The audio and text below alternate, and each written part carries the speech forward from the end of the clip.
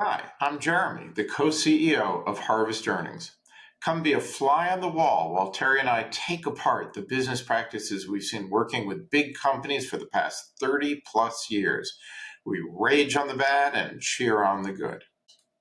Hey, Terri, that was fun last night. We went to see The Enigmatist.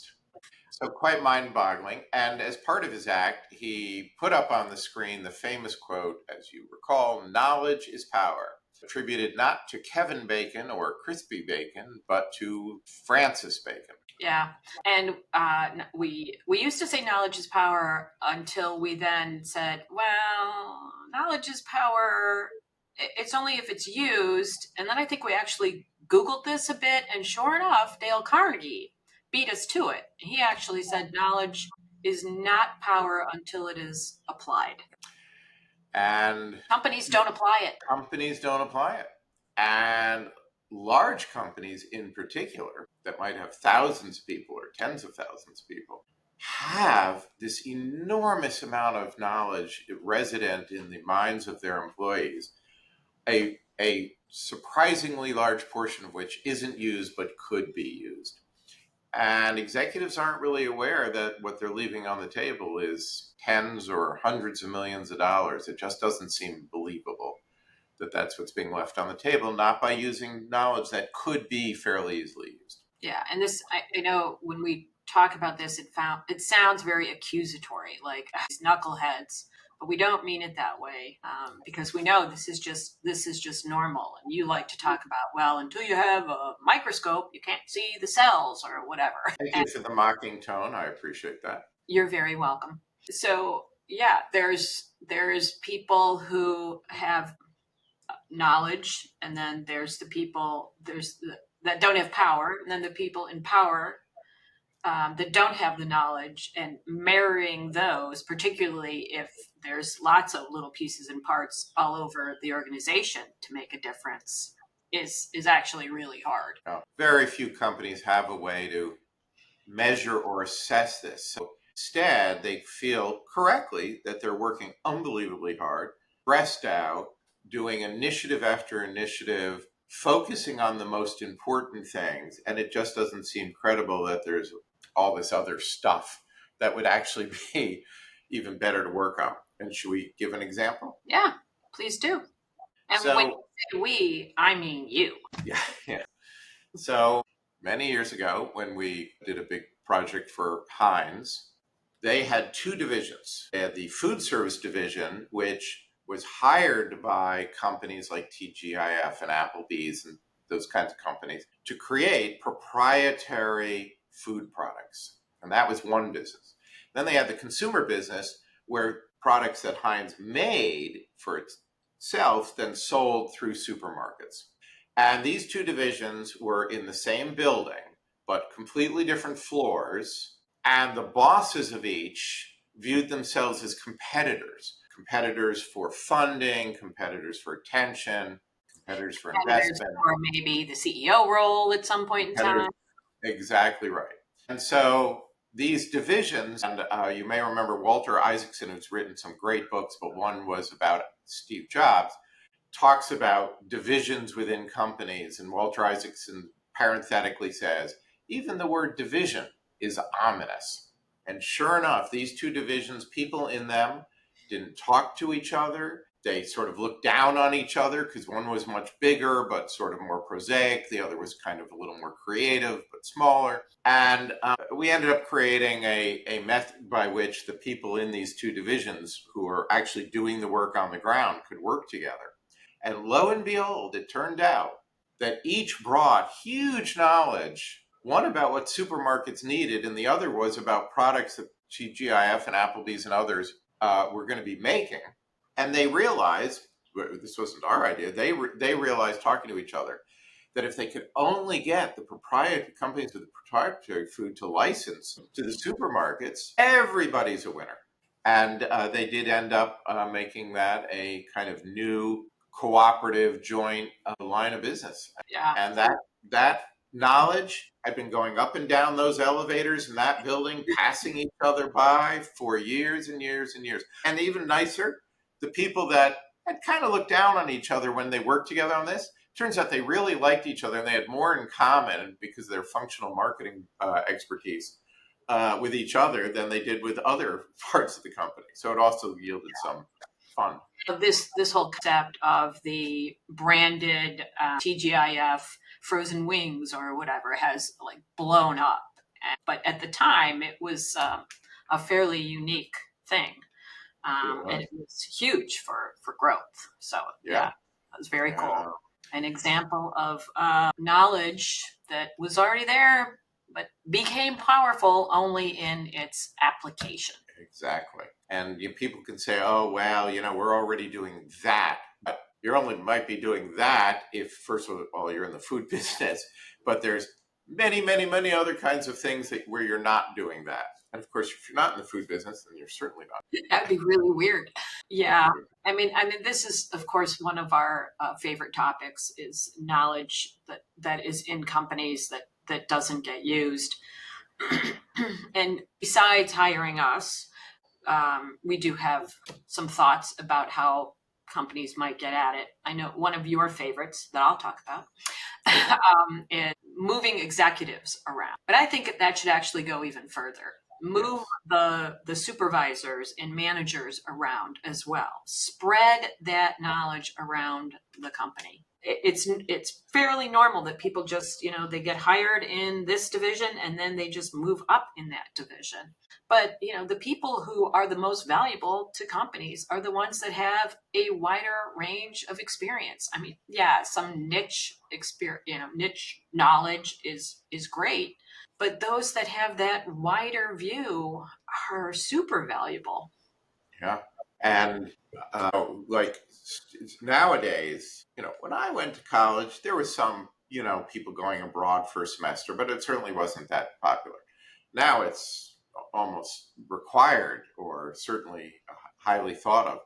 And this idea of particularly more junior people, not just the senior execs, it's like doing a semester abroad in a different division or different part of the organization. Companies who are international do like to send people abroad, but usually in the same function. This is more the concept of find out what your division does or your group does that affects is being affected by things that are upstream, or how you're affecting things that are downstream. And it could be 2 weeks, it could be a month, it could be, a quarter. It doesn't have to be a huge part of one's career, but this rotation. Of course, doctors, when they get trained, they do rotations all the time because the holistic knowledge is so much more powerful than just the niche. Yeah. Well, and even, an example in my own family. As you know, Lily is an actor, but now she is doing some writing. Well, she was always doing writing, but she's just recently written some episodes for a show that she's in with her characters. So who knows? I mean, somebody created that character. We know who created it, not just somebody. The producers and the original writers created this wonderful character that she has now portrayed and has built an affinity to, and undoubtedly has created the backstory. I don't know if that's true, but so what a wonderful thing to have somebody who knows the character also write some episodes for that character, going to make it true to that character. So not just being tunnel vision in your area of expertise is great. And though this is slightly off topic, even if some writer creates a character, I think actors get a lot of credit for often sort of co-creating the character. And there's so many shows where the writers intended to have a small character, have a small part, and the actor inhabits it in such a way that the writers realize all this more they could do with it. Trent Krim, the Independent, was apparently originally going to be a relatively small role, but he was so wonderful and people reacted to him in such a big way that they expanded that character greatly. Yeah. So the person who acts it does know, to your point, in some ways more than the person who created it, what could be done. Yeah. Now we have definitely strayed away from the point. Okay. That knowledge is not power. Knowledge acted upon is power. Yes. And Unless it's that, blackmailing somebody, then I guess just knowledge is power. yeah, and that power is worth gazillions, I believe, is the technical finance term. Yeah. So we do get very frustrated that when lots of times when we talk to various folks at the top of the house in Fortune 1000 companies, they don't always. They don't. Some believe it absolutely say, "I know there is so much in there." I mean, Lou Platt, our favorite quote, which undoubtedly we've talked about. If only HP knew what HP knows, we'd be 3 times as productive. He absolutely believed it with every Well, fiber of his being. and, But and, and the CFO of a very large retailer wrote us a very kind note about our book saying, I know there's tremendous low hanging fruit that we just are not yet getting at, right? She just knew it. have I ever mentioned that I hate the fact that we named our book Low Hanging Fruit? You have, you have. Yeah. Yeah. I don't know why I gave in on that. But anyway, yes. And I don't actually think that the knowledge that is untapped in companies is low hanging fruit at all. I mean, if it was truly low hanging fruit, it wouldn't be this hard to get at. You need a lot of ingrained processes, and you need incredible communication and cooperation, cross silo activity to get at all this. And Right. that's not easy. You need a ladder. You need the right tools. Yeah. But if you have the ladder, but we were talking, I got us off track. You were saying we're very frustrated by executives who don't sort of get that. They don't just not get it. They sort of resist wanting to find out that it's there. Yeah, but why? Why is that? Well, there is this quote, we both love Amor Towles, the author of like The Gentleman in Moscow and The Rules of Civility, And my and in favorite, the Lincoln Highway. The Lincoln Highway. And in his recent book, he has a character say, the personality of a man always poses the biggest obstacle to his own education, thought Charlie. He's either too proud, too stubborn, or too timid to submit to the process of discovery. Or as Paul Simon might have said it a little shorter, a man hears what he wants to hear and disregards the rest. And we all have that. This isn't just an insult, we all tend to have these attributes of. I wonder why you associate that with Paul Simon and not Art Garfunkel. I wonder who actually wrote that line. But anyway, not important. Oh, well, it's important probably to them. Yeah, but I mean, yeah, absolutely. But I still don't get it. I think it is mostly pride that they think if it's there, they would have found a way to get it. They have you. You like to list. Well, we have budget processes, and we have this, and we have that, and whatever.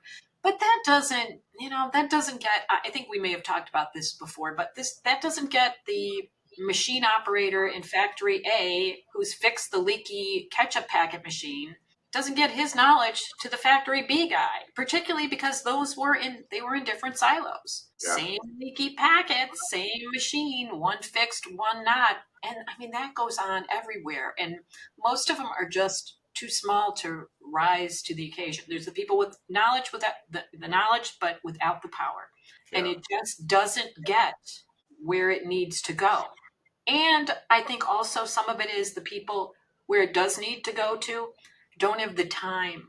They don't have the focus. They're in meetings all darn day that are waste of, that don't make decisions where nothing good is happening, nothing is progressing. So they don't have the bandwidth. Well, and if someone says, on Tuesday, June 3rd, I have this $50,000 idea, and then on August 7th, they have this $100,000 idea, and September 12th, another. They all seem too little to worry about.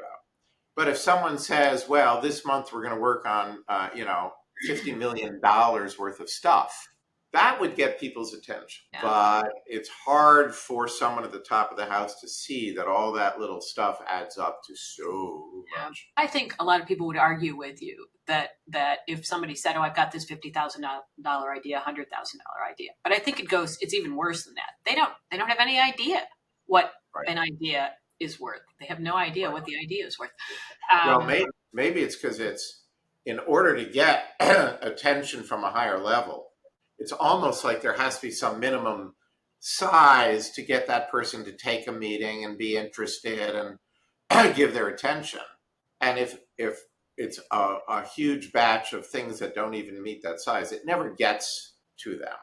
But if it were all bundled together in a way that they could see it, then it would get like. Yeah, but that's not, I'm saying they don't even know what a single idea is worth. Oh, that's true. Yes, that's true.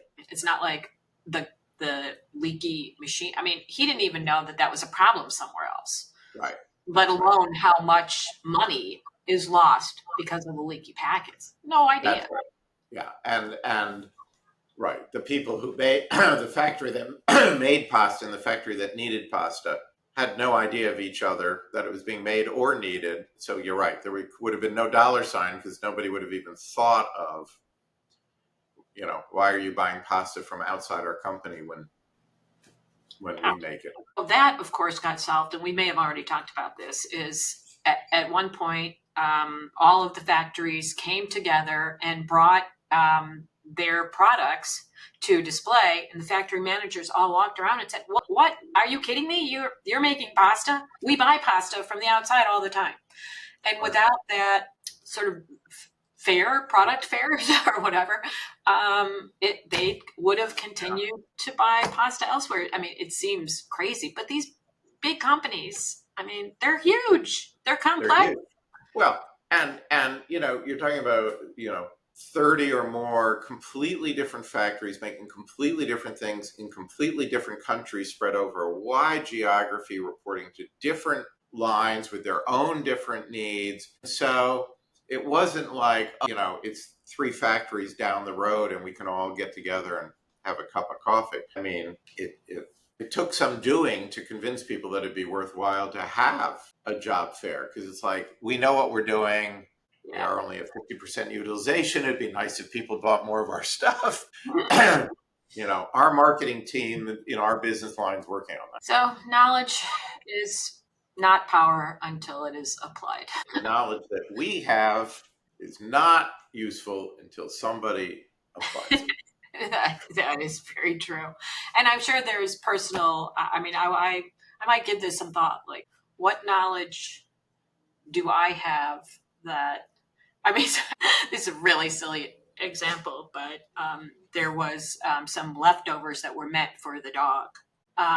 But we were out last night and Joe didn't know that those leftovers were meant for the dog. So of course the dog didn't get the leftovers. We had the knowledge, but it was not applied. We didn't share that knowledge. It was not applied. All right. And there is the dog that. Yes. Oh, that's true. Cassie. Bereft. Cassie did not get its food.